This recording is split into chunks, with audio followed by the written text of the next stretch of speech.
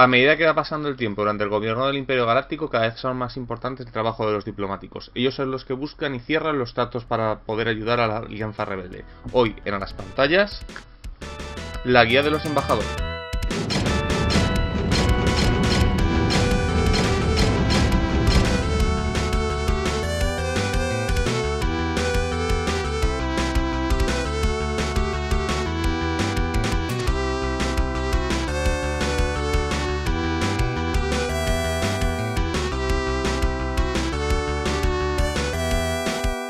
Buenas a todos, soy Rubén Escardan, hoy toca Alianzas Desesperadas, la guía de los embajadores y diplomáticos de la Era de la Rebelión. Como ya sabéis, cada vez que va saliendo suplementos de una línea que ya se ha reseñado, pues suelo estar reseñándolas a tiempo real, así que, bueno, pues en septiembre salió este pedazo de libro y es el que toca reseñar.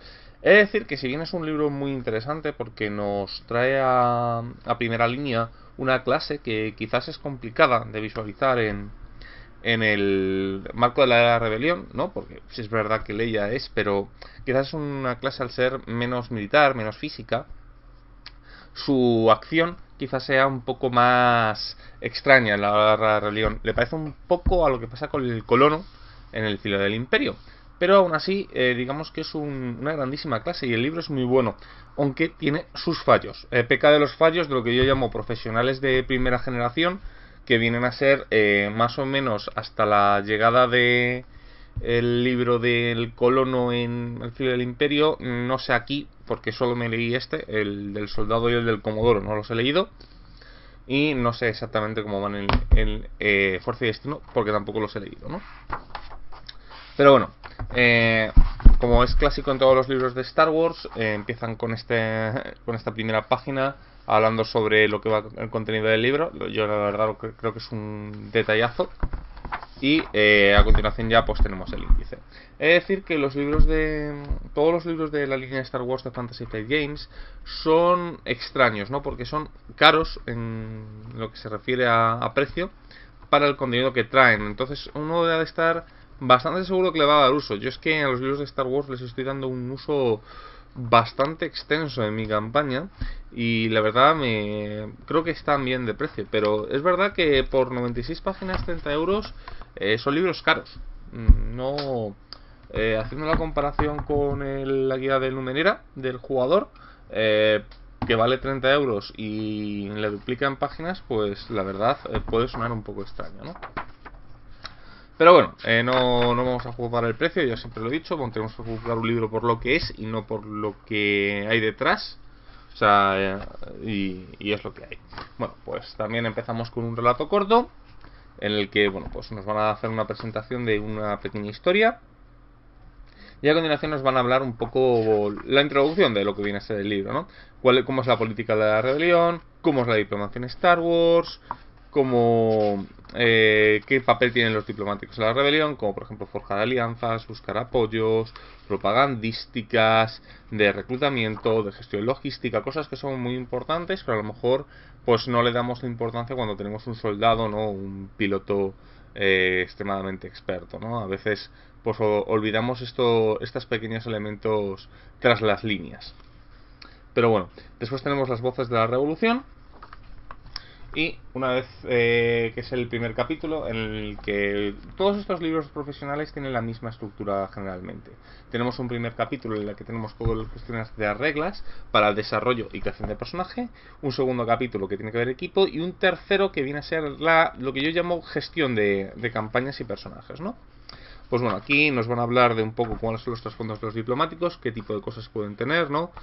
Son de ejemplo, no viene a ser, pero por ejemplo tenemos renegados imperiales, voces de la minoría, agentes industriales, artistas disidentes, otro tipo de cosas, ¿no? Y nos van a venir cómo sería ese trasfondo y cómo adaptarlo inicial y cómo adaptarlo a los 6 especializaciones de los diplomáticos.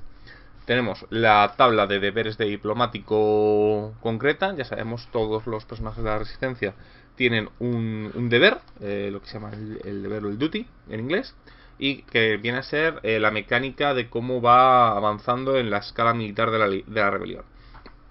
Viene ahí en el básico, viene una tabla genérica, pero en los suplementos pues vienen concretas para cada una de las clases, lo que permite cierto grado de personalización, y además, bueno, pues tienes cosas bastante más concretas. Algunas se repiten, digamos que cambian resultados o amplían resultados por otro lugar. Tenemos las nuevas especies, que, bueno, pues no son... La verdad, pues tenemos los camisianos estos que no son... Ya los nemodianos, que son los típicos de la Federación de Comercio, y los Gosan, que bueno, pues si bien salen en algunas de las películas, digamos que el único de las películas importantes es el nemodiano.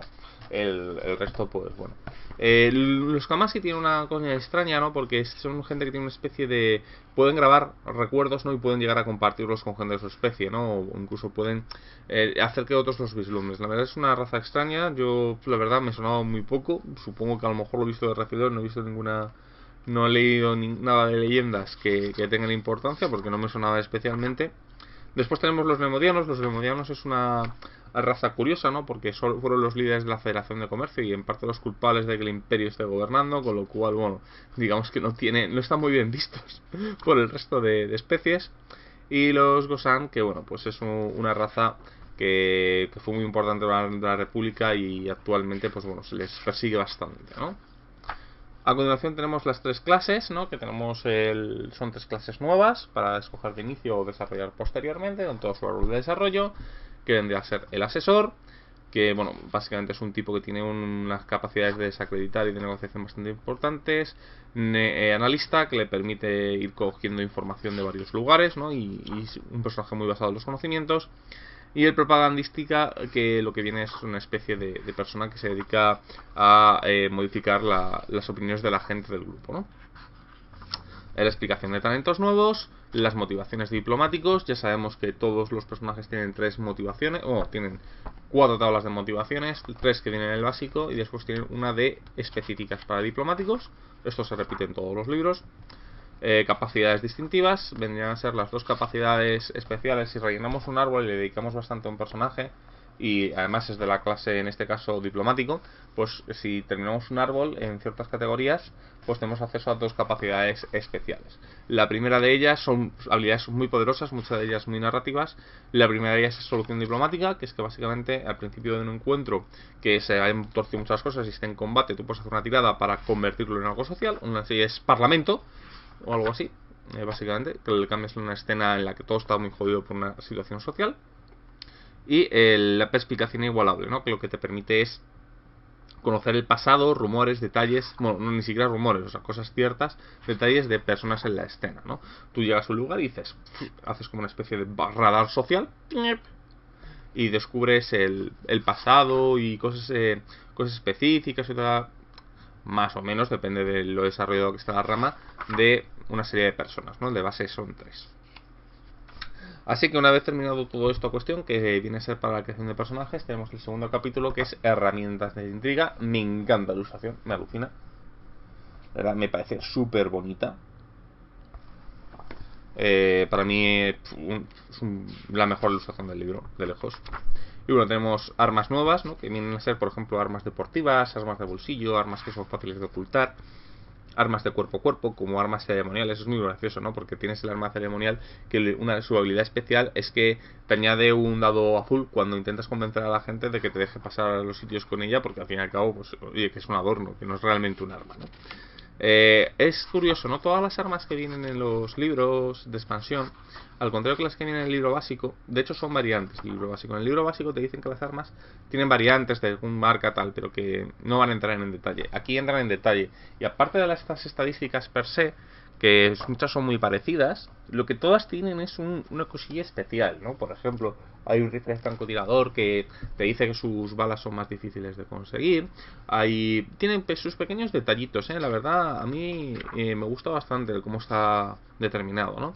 Blindajes nuevos, que para los diplomáticos pues obviamente hacen una gran especialización en las ropas, túnicas para ocultar objetos de multibolsillo, ropas de elegantes, ropas de nobles que te dan mejoras a las cosas de elementos sociales y ese tipo de cosas. No significa que no lo pueda comprar otro personaje, significa meramente pues que este equipo está más especializado y probablemente sea mucho más interesante para la clase a la que está dedicado el libro. Después tenemos equipo nuevo, que vienen a ser cosas como cajas de contrabando, autorización diplomática, credenciales falsas, buzón de datos, un anillo donde ocultar, por ejemplo, veneno, editores de comunicaciones, todo ese tipo de cosas.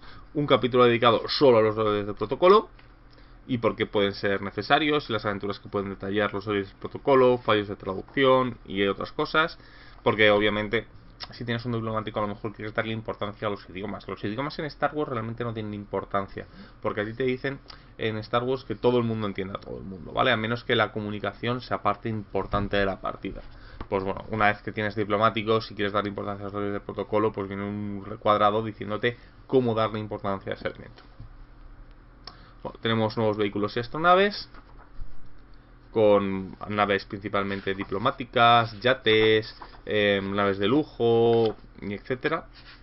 Una serie de modificaciones, como por ejemplo poner cuartos de lujo en las naves y ese tipo de cosas. Yo os digo, a mí la verdad me parece un libro divertido en ese punto. Y ya vamos al último tercio del libro, que es misiones diplomáticas, que son las ideas de cómo gestionar una campaña con diplomáticos. Esto es lo que digo yo, que se nota que es un libro de primera generación.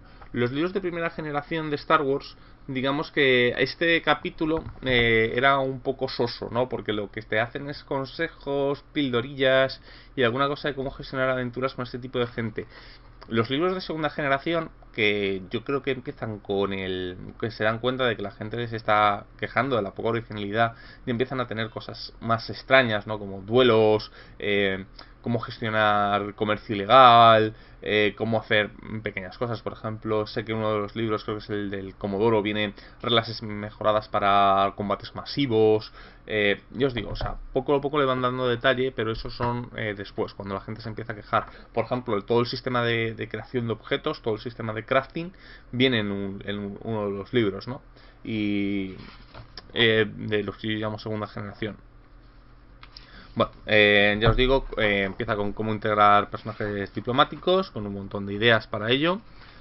Todos los tipos de actitudes que pueden tener los diplomáticos, cómo gestionar encuentros sociales y hacerlos, hacer giros dramáticos, cómo meter comedia en algo tan serio como puede ser la diplomacia, cómo gestionar heridas y tensión en este tipo de escenas, qué tipos de encuentros sociales son los más normales, por ejemplo de reclutamiento, de moral, de conseguir medicinas, cuáles son las tramas políticas más importantes y troncales que les importa la rebelión, ¿no? Cómo hacer misiones diplomáticas, vienen una serie de 3 pequeñas partidas, una serie de elementos para campañas. Por ejemplo, es muy curioso, en el básico tú puedes escoger una nave espacial, una base rebelde, o que era una nave espacial, una base rebelde, o sí, un escuadrón de cazas, ¿no? Lo que pasa es que cuando tú coges la base rebelde, digamos que es como muy allá, ¿no? Porque te dicen, tú tienes una nave rebelde y X cantidad de dinero en equipo. Pero las reglas una vez más, haciendo gala de lo mal gestionado que está, porque viene todas las reglas de cosas especiales que puede tener la base, edificios especiales que bonos te da, por ejemplo, tener seguridad, aliados, arsenales, todas las reglas de cómo gestionar la base vienen en este libro, lo cual hace que los jugadores, pues la verdad, molen bastante más. He de decir que estas reglas casi están copiadas de la gestión de colonias del libro del colono, con sus diferencias claras, pero bueno, pues se nota que ahí es un material que tiene un poco reaprovechado, ¿no? Es lo malo que tiene este juego, que la cantidad de material redundante o material que complementa a otro material que ya tienes. O sea, si has sacado un libro con cómo gestionar colonias, porque cómo no gestionar posesiones de los PJs, ¿no? Porque lo lógico es que estuvieran juntos, pues está separado. Aquí Fantasy Flight Games, pues digamos que como consumidor, pues ha puteado, pero la verdad es que es un maestro de la venta, porque hace que tengas la sensación de que te falta siempre el material y te va a venir más tarde, ¿no? Por ejemplo, yo recuerdo en el Warhammer Fantasy de que este juego bebe muchísimo en su estrategia comercial. Cada dios del caos, ¿no? No había un libro del caos que te explicaran los 4 dioses, sino que cada dios del caos estaba en el libro en el que era importante. Khorne estaba en el libro de la guerra, Slanesh estaba en el libro de los nobles, Nurgle estaba en el libro de los clérigos y de la religión, y Zens estaba en el libro de la magia. De esa forma tenías todas las partes del caos, pero te tenías que comprar 4 libros. 4 libros en parte necesarios, no necesarios del totalmente, pero sí que molaban bastante los 4. Pero no, obviamente no los tienes unificados. A continuación pues nos va a venir una serie de ideas de campaña, que es interesante, ¿no? Nos van a venir creo que son 2 campañas muy esbozadas, muy esbozadas, requieren mucho trabajo, son como 2 ideas de campaña para darle importancia a los diplomáticos, y cosas como por ejemplo tener un grupo que todos los personajes sean diplomáticos. Suele ser extraño, ¿no? Todos los personajes de una misma clase, pero gracias a las especializaciones y a las razas, digamos que te permiten ser diplomáticos muy distintos. Es verdad que no llega al nivel del as. El as tú puedes tener un grupo de 5 ases y cada uno ser un piloto extremadamente distinto. Es más, lo que hacen con la nave no es ni parecido, pero en diplomático a lo mejor se nota menos, aunque, bueno, ya os digo que sí que puede compartir la diferencia, ¿no? Y después vienen cómo hacer recompensas con el diplomático, porque no es que solo sean puntos de experiencia, sino títulos, dinero, darle contactos, recompensas intangibles, ese tipo de cosas, ¿no? Lo que se llaman recompensas alternativas. Esto es, los jugadores de Dungeon con el tema de objetos mágicos, pues la verdad lo conocen bastante. Y bueno, pues aquí termina, ¿no? La rebelión. Ya os digo, es un libraco, a mí me encanta, pero ya os tenéis que juzgar vosotros si os interesa o no. Ya esto es todo por ahora. La semana que viene analizaré el libro del jugador de Númenera, y ya la siguiente tocará la leyenda de las arenas ardientes. Así que por ahora soy Ezcardan, nos vemos.